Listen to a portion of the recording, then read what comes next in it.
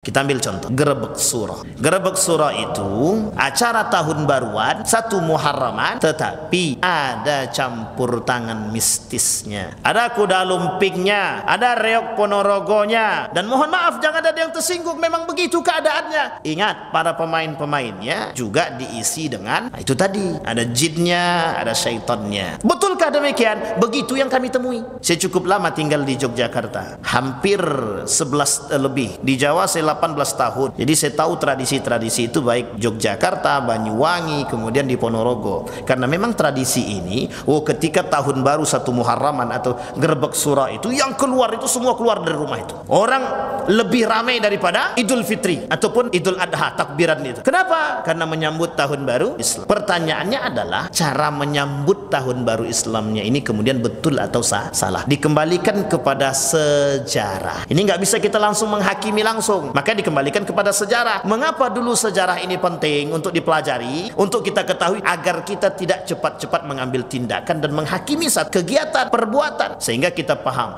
kegiatan Gerebek Surah itu dilakukan oleh kerajaan pada masa dahulu.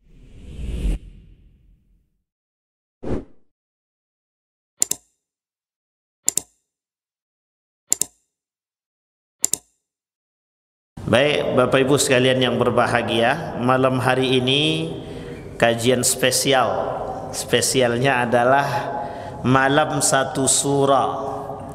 Tapi sebenarnya ini Pak Yendi ini salah orang, karena saya yakin banyak yang tersinggung nanti. Ini malam satu surah. Maksudnya adalah malam tahun baru dalam latar sejarah Islam. Baik, ada hal yang perlu kita pahami dalam permasalahan tahun baru atau tahun Hijriah. Baik, sebelum kita masuk ke sana, Bapak Ibu sekalian yang berbahagia, Allah berkata dalam Al-Qur'an itu, yas'alunaka 'anil ahillah qul hiya mawaqitu lin-nasi wal hajj. Jadi ibu-ibu sekalian, Bapak Ibu sekalian yang berbahagia, sebelum kita masuk kepada masalah surah, malam 1 surah atau malam tahun baru, kita akan ambil berbagai macam perspektif terhadap ini terlebih dahulu, biar tidak salah paham, karena ini banyak perspektifnya, sehingga perlu dipahami secara pelan-pelan. Yang pertama, kita akan coba pahami dulu apa yang disebut dengan surah. Ini yang penting, yang dipahami daripada surah. Kalau kita Melayu, kita tak kenal surah. Orang Melayu tak kenal surah. Orang Melayu kenalnya Muharraman atau bulan Muharram. Tetapi ada pemahaman dan tradisi Muharraman yang memang sedikit keliru menurut saya, itu dalam perspektif masyarakat, yang harus kita coba tengok betul apa tidak. Karena memang tidak semuanya, hanya sebagian saja. Nah, kita kaji terlebih dahulu permasalahan surah. Apa sih sebenarnya yang disebut dengan surah? Permasalahan surah. Dulu kalau di Jawa itu banyak tradisi tentang surah. Ada salah satunya Gerebek Surah. Nah, namanya ini tradisi Gerebek Surah. Cuma tradisi Gerebek Surah ini itu tradisi yang saat ini kita tidak tahu. Kalau dulu itu bercampur dengan urusan mistis. Dulu Gerebek Surah ini ada kaitannya dengan kemistisan, ada kaitannya dengan, mohon maaf, kesaitonan, ada. Di banyak permainannya, jin, setan itu ada mainnya. Tapi itu dulu, nggak tahu sekarang. Wallahu a'lam bishawab. Yang orang Jawa tinggal di Sumatera mungkin tak terlalu lagi, tapi kalau di Jawa mungkin. Nah, sehingga perlu dipahami pemahaman surah itu kenapa kok bisa. Ini sejarah. Mengapa kok bisa sejarah yang disebut dengan surah itu ada. Baik, surah itu lebih tepatnya bulan surah, atau bahasa lainnya bulan haram. Apa namanya Bapak Ibu? Bulan haram. Pertanyaannya adalah, bagaimana anggapan masyarakat tentang bulan surah? Masyarakat berpahaman khusus ketika itu, masyarakat berpahaman tentang bulan surah ini itu bulan sial. Pertama. Yang kedua, bulan penuh bencana. Sehingga mohon maaf, tradisi kerajaan ketika itu ada yang disebut dengan tradisi pembersihan. dan pensucian. Jadi jangan salah dulu. Nanti sebelum surah itu, sebelum datang tanggal 1 itu dimandikan dulu. Mandi limau, kalau bahasa sini namanya mandi jeruk. Bukan mandi belimau, beda. Mandi belimau menyambut bulan Ramadan. Tapi ini bukan mandi limau, mandi jeruk, mandi daun 7 rupa. Entah bunga 7 rupa, entah daun lah, saya tidak tahu bunga. Dan itu banyak tradisi itu. Apa maksud tradisi tadi? Untuk melakukan pembersihan. Begitukah anggapan masyarakat? Ini identik daripada pemahaman masyarakat dulu untuk melihat Indonesia ini. Dia ada 2 kacamata, satu Sumatera, satu Jawa. Sumatera itu dulu tidak, manusianya tidak banyak, sehingga tolak ukur masyarakat ketika itu adalah Jawa. Dan di sini juga termasuk penyebaran Islam yang cukup kompleks. Meskipun Islam dalam sejarah masuk dari 2, satu Aceh, satu lagi Ternate Timur. Dari 2 jalur Islam itu masuk ke dalam Indonesia atau Nusantara. Ini jangan salah nih, kita ini sekarang sedang dibodoh-bodohi oleh kaum orientalis. Jadi Islam masuk ke Indonesia itu bukan pada abad ke-15, 16, 17, bukan pada abad ke-13. Mulai dikenal Islam itu pada abad ke-7. Ekspedisi yang dilakukan oleh para sahabat Nabi, yang salah satu tempatnya itu dilakukan oleh tabi'in, yang anak daripada tabi'in tersebut disebut dengan tabi'in. Menurut sejarah ada yang meninggal di Nusantara. Nusantara itu nama lain daripada Melayu, disebut panggilannya Jawi. Ini bukan Kobau, bukan, Jawi. Tahu Jawi, Pak? Jawi itu Melayu namanya. Maka tulisan dulu namanya tulisan aksara Melayu. Tulisan aksara Melayu itu disebut dengan tulisan Jawi namanya. Nah, ini penting, ini sejarah. Dan itu banyak para peneliti sudah melakukan penelitian tersebut. Azumardi Azra dalam bukunya tentang sejarah Islam di Indonesia, di Nusantara. Kemudian Helmi juga menuliskan demikian. Banyak, literatur itu banyak. Profesor Dr. Said Naqib Alatas, Wad Nur Muhammad Nurwan Daud. Ini tidak perlu disebutkan, nanti dikiranya pamer. Pamer buku maksudnya. Nah, ini sejarah, namanya Jawi. Identik dulu. Karena penyebaran Islam meskipun masuknya dari Persia, meskipun masuknya dari jalur timur, yang jalur timur ini disebut dengan jalur yang paling kuat. Kenapa sudah masuk Islam dulu? Meskipun belum terkenal pada abad ke-7, mulai dikenal pada abad ke-13 sampai nanti pada abad ke-17. Terbentuklah kerajaan yang disebut dengan Kerajaan Samudra Pasai. Dan ini semua masuk dengan tradisi. Barulah kemudian dikembangkan oleh orang-orang yang kemudian ada di Jawa. Ulama-ulama besar, 2 jalur para ulama ketika itu, Mesir, Persia, kemudian Yaman. Makanya sampai ke Jawa ada yang dari Yaman, keturunan Yamani. Kalau dari jalur timur itu keturunan Saudi, rata-rata begitu. Yang Hadramaut, yang kemudian Saudi, Timur Tengah semua. Yang Persia, Mesir, Aceh. Dan ini jalur masuk. Singkat cerita dalam bentuk sejarah ini, maka dulu dikenal dengan Nusantara. Nusantara itu adalah bagian daripada Asia Tenggara saat ini. Asia Tenggara itu terdiri dari berbagai macam negara. Salah satunya adalah Malaysia, kemudian Thailand, Brunei Darussalam, Singapura, termasuklah salah satunya Indonesia. Nama itu dikenal dengan Jawi, Nusantara. Dulu orang tidak kenal Indonesia, belum ada. Dan sejarah penyebutan nama Indonesia itu baru, belum lama, baru pada abad ke-19. Dan itu termasuk yang cukup lama, cukup baru. Karena dulu orang nggak kenal yang disebut dengan Indonesia, orang nggak tahu. Orang taunya Batavia. Batavia itu salah satu sentral dulu, di mana penjajahan Belanda yang punya tempat sebagai sentralisasi, namanya Batavia. Singkat cerita, penyebaran Islam di Indonesia Itu jalur para ulama-ulama terdahulu yang sebagian sejarah mengatakan, sebagian, tidak semua, sebagian sejarah mengatakan melalui jalur Hadramaut atau Yaman yang sekarang sedang digodok-godok orang, nama jalurnya Ba'alawi oleh para Habib Ba'alawi. Itu terserah, kita tak usah sampai ke sana. Kita kembali kepada masa tadi. Dulu penyebaran Islam begitu. Nabi menyebarkan Islam di Mekah, dia merubah akidah dari nyembah patung paganisme menjadi harus mengikut Islam. Dulu 3 agamanya, Yahudi, kemudian Nasrani, kemudian paganisme. Paganisme 3 agama yang dimiliki oleh negara Arab ketika itu, atau bahasa lainnya Kristen waktu itu belum ada.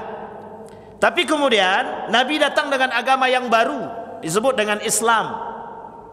Sehingga dari menyembah patung harus menyembah yang satu. Ini yang susah. Ketika menyembah yang satu, inilah kemudian butuh perjuangan. Sehingga di Mekah itu disebut dengan ayat-ayat Makkiyah. Ayat-ayat yang turun di Mekah itu disebut dengan Makkiyah karena berkaitan dengan akidah. Tapi kemudian Nabi berhijrah dari Mekah ke Yasrib, Madinah. Sampai Nabi di Madinah, di Yasrib itu atau di Madinah disebut, disitulah kemudian disebut dengan bahasa hijrah. Nabi berhijrah, pindah dari Mekah ke Madinah untuk membangun strategi bagaimana menghancurkan menaklukkan kembali kota Mekah yang kelak disebut dengan Fathu Makkah, penaklukan kota Mekah. Nabi pindah dari Mekah ke Madinah atau ke Yasrib. Disinilah kemudian muncul yang disebut dengan penanggalan hijriyah. Di Madinah, sejarah turunnya Al-Quran di Madinah 13 tahun. Dalam sejarah penurunan itu rata-rata ayat yang turun tentang hukum, maka disebut dengan ayat-ayat Madaniyah. Dan paling banyak ayat-ayat yang berkenaan tentang hukum. Kenapa? Karena orang di Madinah sudah pernah mendengar Islam dan sudah masuk Islam sebagian. Sehingga ketika Nabi sampai di sana diterima dengan baik. Disitulah kemudian Nabi merubah nama Yasrib menjadi Madinah atau Madinatul Munawwarah. Artinya apa? Peradaban yang bercahaya. Nah, begitu bahasanya. Sehingga Nabi bangun satu kerajaan yang disebut dengan masyarakat Madani. Sampai di sini paham Bapak Ibu ya? Ini belum muncul penanggalan hijriah, belum muncul. Nah, nanti kita bahas penanggalan hijriah. Nah, singkat cerita, Islam diajarkan oleh baginda Nabi Muhammad SAW. Cara menyebarkan Islam itu oleh Nabi secara perlahan. Di Mekah Nabi keras, di Madinah Nabi lembut. Bahkan orang yang mabuk, kata Nabi, kalau mau solat dulu, nanti baru mabuk. Artinya la taqrabu shalah wa antum sukara, jangan solat, jangan kalian dalam keadaan mabuk solat. Nanya tuh sahabat, boleh enggak kami mabuk setelah solat? Tertawa para sahabat, gila pertanyaannya itu. Tapi bukan masalah gilanya, begitu keadaannya. Sehingga zina tidak diharamkan secara mutlak, sehingga riba tidak diharamkan secara mutlak, sehingga permasalahan apa tadi, khamar itu tidak diharamkan secara mutlak. Jangan salah, ada tahapan hukum. Kalau ketika itu di Mekah misalkan perzinahan langsung diharamkan oleh Nabi, riba langsung diharamkan oleh Nabi, khamar langsung diharamkan oleh Nabi, tidak ada satupun yang mau mengikuti Islam. Tidak mau. Uang dengan masalah akidah saja Nabi sudah sulitnya bukan main menghadapinya. Ini aspek sejarah. Makanya pemetaan dakwah ketika itu dipandang penting bagi Nabi. Jangan salah, Nabi bukan tidak cerdas, cerdas sekali pemetaan dakwahnya. Singkat cerita, di Madinah pun begitu. Itulah yang kemudian diadopsi oleh para ulama. Bagaimana menyebarkan Islam di tempat yang tidak pernah dikenal orang. Dulu di dalam agama, di dalam Al-Quran, orang yang meninggal tapi tak pernah menegakkan Islam, maka cara mengukur dia itu diukur dengan tingkat akhlaknya secara manusia atau fitrah kemanusiaan. Kalau baik akhlaknya selama dia hidup semasa manusia, maka dia bisa dimasukkan ke dalam surga. Kata Allah dalam Al-Quran, kami tidak akan wama nu'adzibu min qaumin, kami enggak akan mengazab satu kaum hatta nab'atha rasulah, sampai kami memunculkan atau membaiat, sampai kami memunculkan seorang nabi dari kalangan mereka. Jadi kalau ada orang meninggal tapi nggak pernah dengar Islam sama sekali, itu belum tentu bisa masuk neraka. Itu tidak bisa dikatakan kafir. Misal ada satu daerah di Riau atau di Indonesia ini yang belum pernah sama sekali mendengarkan Islam, tidak bisa itu dikatakan langsung masuk neraka, itu tidak bisa. Sampai di sini paham ya Bapak Ibu? Ini aspek sejarah. Jadi sejarah ini nanti saya bahas di poin selanjutnya. Ini penting karena ini sejarah yang ditutupi, yang saya kira tidak banyak yang tahu tentang sejarah ini, karena sejarah ini memang harus ditutupi. Baik, singkat cerita, kembali masa tadi. Nah, kapan permasalahan surah itu muncul? Nah, ini kemudian menjadi problem kita hari ini Bapak Ibu. Surah itu dipahami oleh masyarakat awam zaman dahulu itu dipandang sebagai bulan sial namanya. Bulan sial. Orang-orang kecelakaan, orang-orang mengalami kematian, bencana penuh dengan kesialan, penuh dengan bencana, penuh dengan keramat, penuh dengan sakral. Sehingga yang terjadi adalah bermain dengan syaitan, dengan jin, itu adalah tujuan utama untuk menciptakan kedamaian. Makanya jangan salah, ada orang meletakkan sesajenan. Ada orang kemudian di malam surah itu ditaruhnya sesajenan. Untuk apa? Wahai penjaga pohon, tolong jaga kami. Begitu. Besok pagi makanannya hilang. Kenapa kok makanannya hilang? Dikiranya sudah dimakan oleh penghuni tadi, rupa dimakan kawannya. Sayang, kata dia, mubazir. Nah, ini tidak ada kaitannya dengan olok-olokan, bukan. Tapi yang ingin kita sampaikan adalah ketika itu begitu proses jahiliyah ketika itu. Dan sama masa Nabi begitu. Ketika penyembahan berhala, di hadapan berhala itu ada makanan. Dan mereka menyembah berhala tersebut, makanan mereka taruh. Sehingga tak salah dalam satu cerita itu dikatakan begini, kenapa kau taruh makanan di situ? Emang dia bisa makan? Itu pertanyaan yang sangat konkret ketika itu, sehingga tak mampu menjawab. Nah, ini kemudian menjadi persoalan. Tetapi keyakinan yang tadinya melalui metode mistis ini menjadi sebuah tradisi yang diyakini. Mereka menganggap itu keramat, mereka menganggap itu sakral. Sehingga apa yang terjadi? Nak, kau jangan keluar di malam surah, kau jangan keluar di bulan-bulan surah itu, jangan ngebut-ngebutan. Itu malam-malam sial, banyak kecelakaan, banyak kematian. Itu yang muncul. Sehingga pemahaman itu menjadi sebuah tradisi yang ditekankan dari generasi ke generasi. Jangan salah Pak, sampailah ke Sumatera, pemahaman itu juga masih ada. Masih ada. Dulu saya kecil begitu. Ketika menyambut bulan-bulan tahun baru, nanti kita masuk sejarah kenapa tahun baru itu harus diperingati oleh sebagian kalangan. Dulu begitu. Oh, ini bulan Muharram nih. Hati-hati, jangan sering-sering keluar. Bahaya. Yang menikah jangan coba-coba. Ini bulan sial, cari bulan lain. Sehingga penanggalan itu dilihat pada tanggalan-tanggalan, mohon maaf, dilihat pada tanggalan-tanggalan Jawa, Legi, Wage dan lain sebagainya itu, untuk menghilangkan masa-masa sial. Wah, ini bahaya Pak. Pertanyaannya adalah, kalau Islam belum datang, itu bisa dikatakan syirik atau tidak? Islam belum datang, bisa dikatakan syirik atau tidak? Itu pemahaman tradisi yang kemudian oleh Islam, ketika Islam datang, kemudian diberikanlah yang disebut dengan pemahaman-pemahaman keislaman, atau bahasa lainnya pemurnian akidah. Sampai di sini paham ya Bapak Ibu ya? Baik. Ini yang disebut dengan surah. Sehingga apa yang dilakukan oleh kerajaan ketika itu? Melakukan pembersihan. Ada tradisi-tradisi pembersihan. Jadi nanti salah satu tradisi pembersihan itu mandi dengan bunga 7 rupa. Kemudian nanti ada model-modelnya, ada laki-laki digandeng, misalkan ada seorang bapak dan ibu punya anak, 2 perempuan 1 laki-laki. Kebetulan laki-lakinya di tengah. Anak pertama perempuan, anak kedua laki-laki, anak ketiga perempuan. Berarti laki-lakinya terapit, tergandeng 2 perempuan. Maka anak laki-laki ini wajib mandi, wajib dibersihkan.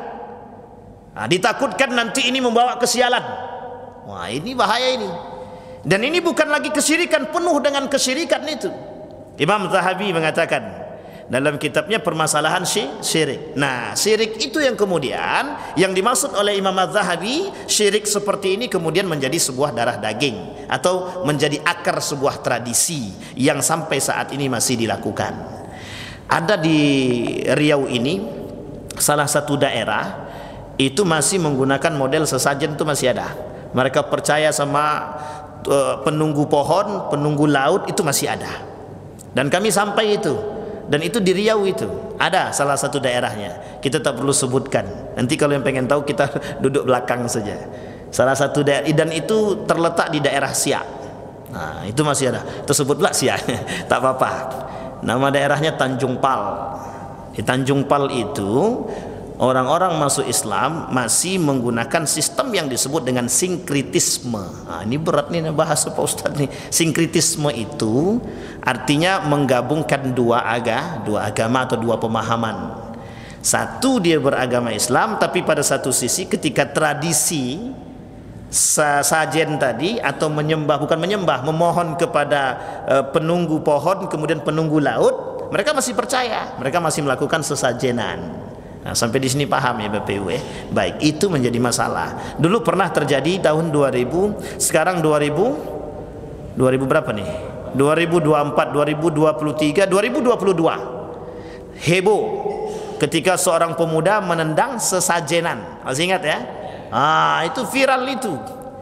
Ada yang mencaci, ada yang memaki, ada yang mendukung.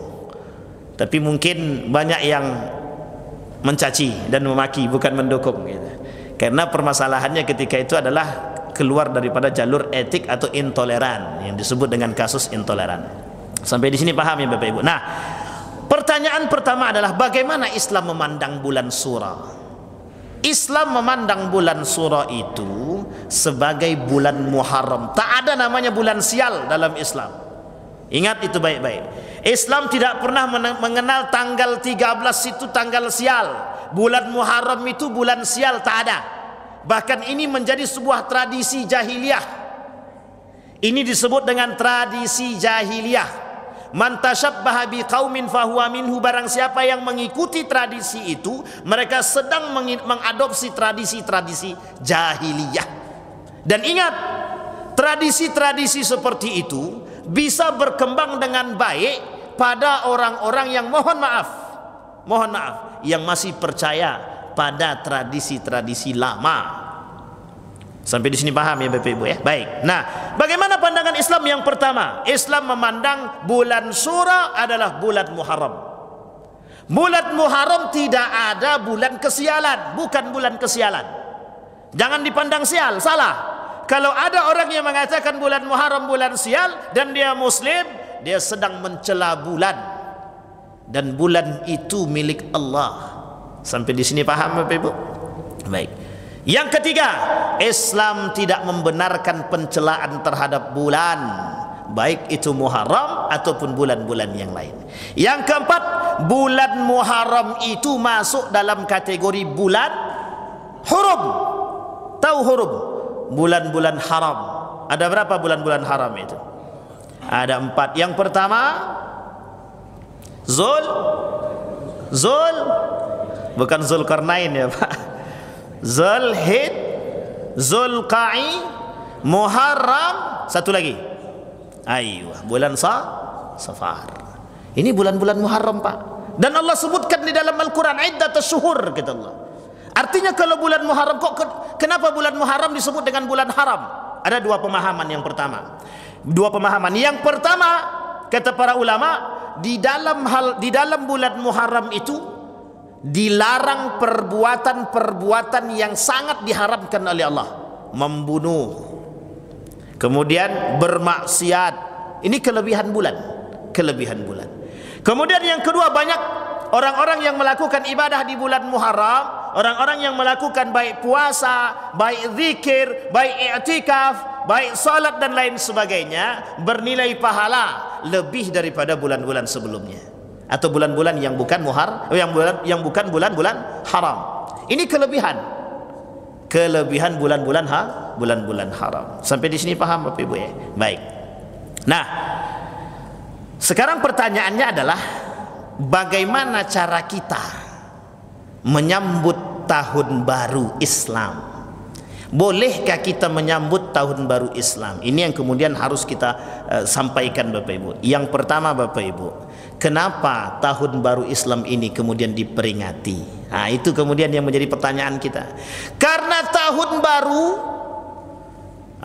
Hijriah dan Miladiyah atau Masehi.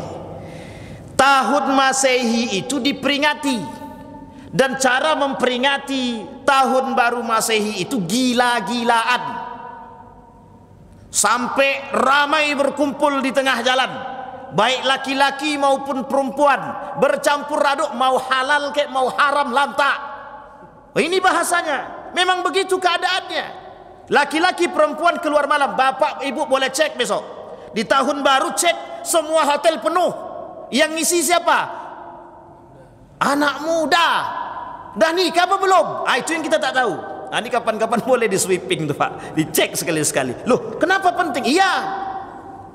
Jadi ajang peringatan tahun baru itu bukan ajang untuk mendekatkan kepada Allah, melainkan untuk foya-foya, euforia, zina. Dan itu yang disebut oleh Nabi dalam hadisnya, man tashabbaha biqaumin fahuwa min. Barang siapa yang menyerupai perbuatan-perbuatan tradisi jahiliyah kafir Quraisy, mereka bagian daripada itu. Sampai di sini paham Bapak Ibu? Nah, sekarang saya angkat sejarah sedikit. Apa maksudnya mengangkat sejarah? Perlu Bapak Ibu paham bahwa peringatan tahun baru, peringatan itu dilakukan oleh kaum orientalis untuk merusak anak-anak generasi bangsa. Peringatan tahun baru sengaja dilakukan oleh kaum-kaum Yahudi untuk menjauhkan anak-anak daripada nilai-nilai agama. Ingat itu gandengannya Bapak Ibu. Ini yang saya sebut dengan masa atau perpecahan tahunan namanya, perselisihan tahunan namanya, yang sampai sekarang belum selesai-selesai. Apa gandengannya? Bapak Ibu tahu itu gandengannya, tanggal 25 Desember. Itu runtut? Ya. Runut itu Pak. Makanya mulai dari tanggal 25 sampai nanti ke akhir Desember, masuk diakhiri dengan malam tahun baru. Oleh para ulama dibuatlah yang disebut dengan Muharraman. Artinya memperingati tahun baru. Kok bisa tahun Masehi diperingati begitu besarnya dan dahsyatnya, sementara peringatan Muharraman kok tidak ada? Sampai di sini paham Bapak Ibu ya? Untuk melawan tradisi yang sudah mendarah daging itu, dibuatlah tradisi Muharraman. Masalahnya adalah tradisi Muharraman yang dibuat itu ada yang keluar daripada jalur syariat, ada yang kemudian masih pada basisnya. Kita ambil contoh Gerebek Surah. Gerebek Surah itu acara tahun baruan 1 Muharraman, tetapi ada campur tangan mistisnya, ada kuda lumpingnya, ada reok Ponorogonya. Dan mohon maaf, jangan ada yang tersinggung, memang begitu keadaannya. Ingat, para pemain-pemainnya juga diisi dengan itu tadi, ada jinnya, ada syaitannya. Betulkah demikian? Begitu yang kami temui. Saya cukup lama tinggal di Yogyakarta, hampir 11 lebih. Di Jawa saya 18 tahun, hampir 18 tahun. Jadi saya tahu tradisi-tradisi itu baik di Yogyakarta, Banyuwangi, kemudian di Ponorogo. Karena memang tradisi ini, ketika tahun baru 1 Muharraman atau Gerebek Surah itu, yang keluar itu semua keluar dari rumah itu. Orang lebih ramai daripada Idul Fitri ataupun Idul Adha, takbiran itu. Kenapa? Karena menyambut tahun baru Islam. Pertanyaannya adalah cara menyambut tahun baru Islamnya ini kemudian betul atau salah? Dikembalikan kepada sejarah. Ini nggak bisa kita langsung menghakimi langsung, maka dikembalikan kepada sejarah. Mengapa dulu sejarah ini penting untuk dipelajari, untuk kita ketahui agar kita tidak cepat-cepat mengambil tindakan dan menghakimi satu kegiatan, perbuatan. Sehingga kita paham kegiatan Gerebek Surah itu dilakukan oleh kerajaan pada masa dahulu untuk menggait untuk agar orang-orang yang non-muslim ketika itu, umat-umat yang tidak muslim ketika itu mengerti bahwa ada tahun baruan, dan itu salah satu cara untuk mengajak orang masuk Islam. Sampai di sini paham ya Bapak Ibu. Dilakukanlah tradisi gerebek suro. Yang kedua, untuk menghilangkan pemahaman kesialan tadi, maka dibuatlah tradisi-tradisi demikian, sehingga tradisi-tradisi ini diisi dengan berbagai macam kegiatan, termasuklah, mohon maaf, ada yang disebut dengan mandi dengan bunga tujuh rupa, dan itu menjadi sebuah tradisi yang kental. Dan ada namanya, mohon maaf, ada namanya cuci keris, namanya cuci keris. Nah, ini kita juga sempat agak sedikit apa dulu, karena kita baru mengerti. Wah, kita juga senang melihat kegiatan demikian karena orang ramai. Dan ini Bapak Ibu jangan salah, karena dulu Islam yang sampai ke Jawa itu juga tidak seutuhnya mereka masuk ke dalam Islam, maka disebutlah dengan kejawen namanya.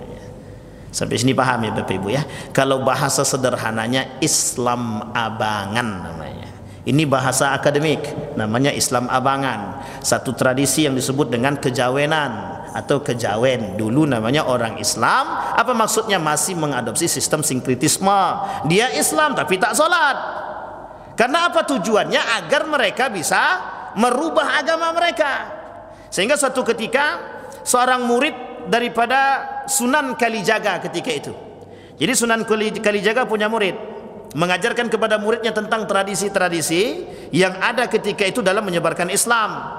Salah satunya ada wayang dan lain sebagainya. Kemudian muridnya bertanya, betulkah di dalam Islam seperti ini? Kemudian Sunan Kalijaga mengatakan tidak. Kelak akan muncul generasi-generasi pembaharu. Artinya akan muncul generasi-generasi ke depan, kata Sunan Kalijaga, yang akan membenarkan perbuatan-perbuatan yang salah. Nah, ini tidak bisa dipanjangkan. Kalau ini dipanjangkan nanti dilebarkan, banyak yang tersinggung. Salah satunya ketika itu tradisi kuburan. Dan itu tradisi kuburan zaman dahulu. Pernah ditanya? Pernah. Begitukah tradisi? Tidak. Sampai di sini paham ya Bapak Ibu ya. Baik. Orang-orang yang mati kemudian menangis histeris, itu dulu orang-orang sampai datang ke kuburan itu sampai bukan lagi menangis, sampai pingsan dan lain sebagainya, dan itu biasa.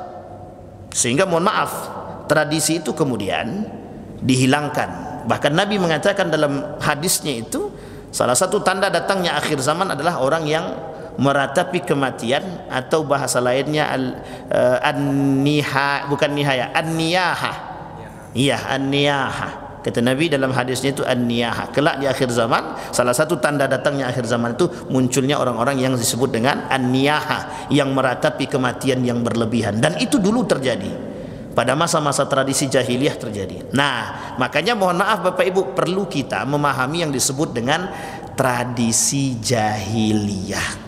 Nah, apa kaitannya tradisi jahiliyah dengan gerebek surah atau satu surah? Banyak tradisi-tradisi surah itu yang diisi dengan tradisi-tradisi jahiliyah. Meskipun ada yang betul, ada yang baik, tapi juga ada yang tidak benar. Nah, pertanyaan kemudian muncul, bolehkah tradisi muharraman itu bercampur dengan mistis? Bolehkah tradisi-tradisi muharraman itu diisi dengan tradisi-tradisi, mohon maaf, yang berkaitan dengan kemistisan, kemusyrikan? Jawabannya oleh para ulama, tidak boleh. Sepakat ulama tidak boleh. Nah, sekarang bagaimana kalau tradisi-tradisi seperti yang dilakukan di berbagai macam daerah, hanya sekedar pengajian, hanya sekedar peringatan, muhasabah, doa awal tahun, doa akhir tahun. Ini yang kemudian oleh para ulama berbeda pendapat. Sampai di sini paham ya Bapak Ibu. Dalam pemahaman teman-teman salafi, tidak ada namanya istilah muharraman. Dalam Muhammadiyah juga sama. Dalam Nahdlatul Ulama masih ada. Dalam berbagai kalangan juga masih ada. Oleh para ulama itu kemudian dijadikan sebagai alasan untuk melihat seberapa bermanfaatnya muharraman tersebut. Kira-kira mampu kita menyaingi tradisi kafir Quraisy terhadap bulan Masehi? Oke. Itu kemudian menjadi dalil oleh para ulama bahwa diperbolehkannya membangun tradisi muharraman dengan tradisi yang tidak keluar dengan jalur syariat. Sampai di sini paham Bapak Ibu ya. Ini yang penting untuk kita pahami hari ini. Sehingga tradisi suro itu, mohon maaf jangan ada yang tersinggung orang-orang Jawa, karena memang masih banyak tradisi itu mengadopsi tradisi-tradisi jahiliyah. Baik. Sampai di sini paham Bapak Ibu? Nah, sekarang pertanyaan muncul lagi. Memang ada doa awal tahun dan doa akhir tahun. Oh iya, memang begitu bahasanya mesti. Karena apakah pernahkah Nabi mengatakan doa awal tahun dan doa akhir tahun, atau doa awal bulan atau doa akhir bulan? Kan begitu. Ini yang menjadi masalah. Sehingga menjadi satu hal yang disebut dengan al-hadithah, sesuatu yang baru. Sesuatu yang baru. Baik. Ada, pernah dilakukan, pernah, meskipun hadisnya tidak terlalu kuat. Pernah dilakukan, pernah, tapi meskipun tidak terlalu kuat. Tapi adakah doanya? Ada. Dan doa itu kemudian oleh sebagian kalangan dijadikan sebagai landasan atau dasar untuk berdoa di doa awal tahun atau awal bulan tahun Hijriah. Baik. Nah, sekarang sebelum kita doa awal tahun, permasalahan awal tahun, sekarang saya ingin angkat dulu, kapan penanggalan Hijriah itu ada? Karena kan selama ini kita pahamnya Hijriah. Saya yakin Pak, banyak yang tak tahu sejarah penanggalan Hijriah itu. Kapan Bapak Ibu? Ada yang sudah tahu? Kapan penanggalan Hijriah? Apa-apa ibu-ibu? Belum ada yang tahu Bapak Ibu? Baik. Sejarah penetapan penanggalan tahun Hijriah yang paling sederhana adalah ketika Nabi pindah dari Mekah ke Yasrib. Ketika Nabi pindah dari Mekah ke Yasrib, turunlah ayat Al-Quran di sana, di Madinah, yang isinya yas'alunaka 'anil ahilla qul hiya mawaqitu lin-nasi wal hajj. Karena tak tahu, karena susah menentukan. Dulu pengiriman surat itu tanggalnya kan tak ada, tak tahu tanggal-tanggal apa yang mau dipakai. Sehingga kata Umar bin Khattab, penting kita menentukan tanggal, penting kita menentukan tahun. Disitulah penyebutan disebut dengan hijrahnya Nabi dari Mekah ke Madinah disebut dengan Hijriyah. Kita sepakat, kata para ulama, ini dalam pandangan para ulama, sepakat. Ketika itu Umar bin Khattab punya ide, dibuatlah satu penanggalan tahun yang disebut dengan Hijriyah, merujuk kepada tanggal Nabi datang dari Mekah ke Madinah. Sejarah ini Bapak Ibu tertuang di dalam Al-Quran. Apa maksudnya? Yang Allah sebut di dalam Al-Quran, yang harus dipahami dari hijrahnya Nabi dari Mekah ke Yasrib itu adalah bagaimana dan mengapa Nabi berhijrah. Itu yang paling penting. Sehingga mohon maaf, orang harus tahu sebelum mereka muhasabah akhir tahun. Harus tahu Nabi dulu berhijrah dari Mekah ke Madinah atau ke Yasrib. Yang pertama, memperbaiki jauh lebih baik. Yang kedua, membangun satu kelompok yang lebih besar agar bisa kemudian menaklukkan kota Mekah. Itu penting. Sehingga dalam strategi politik itu penting untuk dipahami. Pindahnya satu ke tempat yang lain untuk membangun. Nah, ini menjadi dalil oleh sebagian kelompok mengapa kok Palestina tidak keluar dari Palestina. Itu menjadi alasan karena Nabi sendiri pun berhijrah dari Mekah ke Madinah, padahal di situ ada Ka'bah. Kenapa Nabi begitu meninggalkan begitu saja? Nah, ini alasan. Tapi Nabi punya alasan yang lain. Wa may yakhruj min baitihi muhajiran ila Allah. Ini kata Allah, barang siapa yang keluar dari rumahnya kemudian berhijrah untuk menjadi yang lebih baik, kemudian di tengah perjalanan dia meninggal dunia, faqad waqa'a ajruhu 'ala Allah. Artinya niat suci dia untuk berhijrah menjadi manusia yang lebih baik, maka dipandang oleh Allah. Dalam hadis Nabi, faqad dakhalal jannah, kata Nabi, orang seperti itu sudah akan masuk ke dalam surga. Jadi Bapak Ibu sekalian yang berbahagia, ini cerita sejarah Nabi pindah hijrah itu dikait-kaitkan dengan bagaimana manusia bisa mengambil nilai spiritual yang tinggi. Artinya apa? Ketika seseorang berada di satu tempat tidak membuat dirinya lebih baik, maka sebaiknya dia pindah dari tempat tersebut agar bisa mendapatkan kebaikan di tempat yang lain. Safir tajid iwadan amman tufariquhu. kata para ulama dalam syairnya. Keluarlah dari rumah kalian kalau tidak mendapatkan kebaikan dari tempat tinggalmu. Cari tempat yang lain sehingga engkau bisa merasakan kebaikan dari tempat yang lain. Itu penting Bapak Ibu untuk kita pahami. Ya Ustaz, aku pindah dari masjidku ke masjid yang lain biar aku lebih tenang. Itu sebenarnya hanya pelarian saja. Sampai di sini paham Bapak Ibu? Naik. Innahu ya'tina minka kutubin laisa laha tarikh. Datang kepada kami surat, kata para raja-raja tadi. Tapi kok enggak ada tanggal-tanggal dan tahunnya, enggak ada. Sehingga muncullah inisiatif oleh para ulama itu, oleh para sahabat ketika itu. Inisiatifnya adalah membuat tahun, paling tidak dulu tahun sebelum bulan-bulan ini dibuatlah yang disebut dengan tahun, yang disebut patokan dasarnya adalah hijrahnya Nabi dari Mekah ke Madinah. Makanya ada bahasanya tahun kedua sebelum hijriah, atau sebelum hijrah, atau sebelum hijriah, atau 2 tahun setelah Masehi dan lain sebagainya. Ini bahasa harus dipahami. Ada orang, saya dulu nggak paham itu tahun kedua Masehi. Apa maksudnya tahun kedua Masehi? Itu nggak paham saya. Tahun kedua Hijriah, maksudnya apa tahun kedua Hijriah?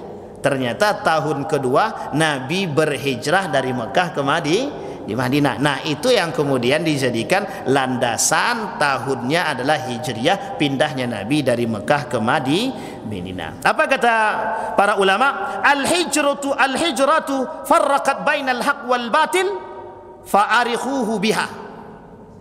Kata Nabi, kata para ulama, pindahnya orang, berhijrahnya itu atau hijrah itu sendiri untuk membedakan mana yang hak dan mana yang batil. Betul, ketika itu yang batil semuanya ada di Mekah, termasuk Abu Sufyan ketika itu ada di Mekah semua, karena orang-orang batil di situ disebut dengan penganut dan penyembah berhala yang berada di sekeliling Ka'bah, maka disebutlah dengan batil ketika itu. Kenapa disebut batil? Karena mereka masih menganut sistem kemusyrikan bagi Islam. Mereka menolak Islam. Sehingga ketika Nabi sampai di Madinah disebutlah al-haq. Al-haq. Apa itu? Kebenaran. Sampai di sini paham ya Bapak Ibu? Nah, disinilah pentingnya Bapak Ibu. Kenapa doa awal tahun dan akhir tahun itu dipanjatkan? Untuk melihat seberapa nakalnya kita dulu tahun sebelumnya, seberapa bermaksiatnya kita dulu, sehingga latarnya adalah ketika tahun baru Hijriah itu orang-orang datang untuk bermuhasabah. Muncullah gerakan yang disebut dengan muhasabah. Sampai di sini paham Bapak Ibu? Berarti yang benar muhasabah tahun baru Islam atau tahun baru Masehi? Nah, itulah yang saya bingung sekarang nih Pak. Kalau saya lebih condong menggunakan tahun baru Islam. Tapi sebelum datang tahun baru Islam, tahun baru apa yang dipakai? Tahun-tahun apa yang dipakai? Ya tidak bisa kita pungkiri, karena tradisi itu menjadi sebuah tradisi Romawi, dan itu harus menjadi sebuah yang dipegang ketika itu oleh kerajaan-kerajaan yang lain, termasuk salah satunya kerajaan Habasyah. Itu masih menggunakan tanggal-tanggal nenek moyang kalau bahasa mereka. Sehingga Nabi pengen, para sahabat pengen punya hal-hal yang berbau, yang bisa dijadikan sandaran oleh generasi-generasi selanjutnya. Maka dibangunlah yang disebut dengan Hijriyah. Sampai di sini paham Bapak Ibu? Nah, inti poin daripada malam tahun baru itu Bapak Ibu, kita tak sebut surah, karena konotasi surah itu menurut saya dalam aspek sejarah itu memang kurang baik. Tetapi saya mengatakan tahun baruan atau tahun baru Islam. Sejarahnya sudah saya sampaikan, kaum orientalis, Yahudi, mohon maaf satu lagi ada Nasrani yang ingin menghancurkan Islam. Mereka buatlah tradisi itu agar kita jauh dari nilai-nilai agama. Oleh karena itu Majelis Ulama Indonesia termasuk salah satunya yang mengusung dan membolehkan itu, ingin menggeser bagaimana nilai-nilai tradisi Masehi ini bisa kemudian dihapus secara perlahan. Dibangunlah tandingan yang disebut dengan peringatan tahun baru Islam untuk kembali meraih nilai-nilai itu. Oh, di berbagai negara Bapak Ibu, terkhusus negara Islam, itu sangat-sangat senang ketika tahun baru Islam itu muhasabahnya sampai berhari-hari. Terkhusus di Jawa. Di Jawa begitu. Memang ada yang benar, banyak yang benar. Di pondok-pondok pesantren itu betul semua rata-rata itu. Mereka sampai berhari-hari mendatangkan sekian banyak para ulama untuk kemudian mengisi, menjadi sebuah tradisi oleh mereka. Agar apa? Agar muhasabahnya betul-betul. Sampai di sini paham ya Bapak Ibu ya. Nah, apa pentingnya muhasabah bagi kita? Nabi melakukan muhasabah diri setiap waktu. Jadi 10 menit atau 5 menit sebelum sholat, Nabi sudah istighfar dulu. Jadi jangan salah, Nabi itu setiap hari istighfarnya 100 kali. Ada yang mengatakan 100, dalam riwayat yang lain mengatakan 1000. Tetapi sebelum Nabi sampai, jadi gini, Nabi setelah melaksanakan, sebelum sampai ke sholat zuhur misalkan, Nabi sudah melakukan muhasabah dulu. Apa yang aku lakukan hari ini, dosa apa saja. Nah, muhasabah itu tidak di tahun, di akhir tahun saja Pak. Muhasabah itu jangan di akhir tahun saja. Muhasabah itu setiap hari muhasabah. Setiap hari kita pasti berdosa. Setiap hari kita muhasabah. Nah, tapi kalau naik ke atas itu kan mingguan. Nah, itu pandai-pandailah. Ada yang mengatakan bahwa dalam hadis Nabi itu setiap Kamis malam itu diangkat itu. Catatan-catatan amal baik, amal buruk. Saya belum berani mengatakan itu, tapi insya Allah lain waktu saya coba saya coba cari tahu kebenarannya. Betulkah demikian? Mingguan itu ada pelaporan yang dilakukan oleh malaikat kepada Allah. Tetapi memang dalam berbagai macam literatur memang disampaikan demikian. Artinya setiap Kamis malam Jumat katanya ada pelaporan. Apakah hadisnya sahih ataupun dhaif, itu yang kemudian saya belum mendapatkan kebenarannya. Insya Allah lain waktu, mudah-mudahan menjadi PR bagi saya. Nah, arti penting adalah yang ingin kita ambil dari sebelum kita tutup, muhasabah itu setiap hari, setiap waktu.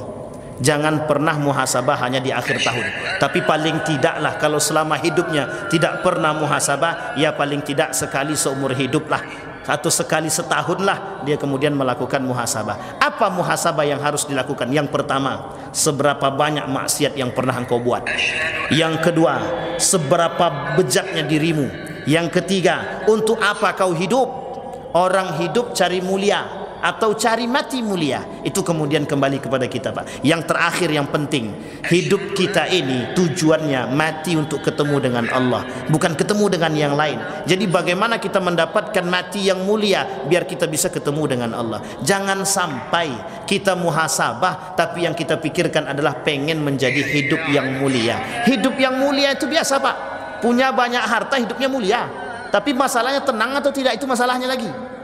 Orang banyak berpikir bagaimana hidup mulia, tapi sedikit yang berpikir bagaimana mati yang mulia. Saya kira itu saja, mudah-mudahan bermanfaat bagi kita semua.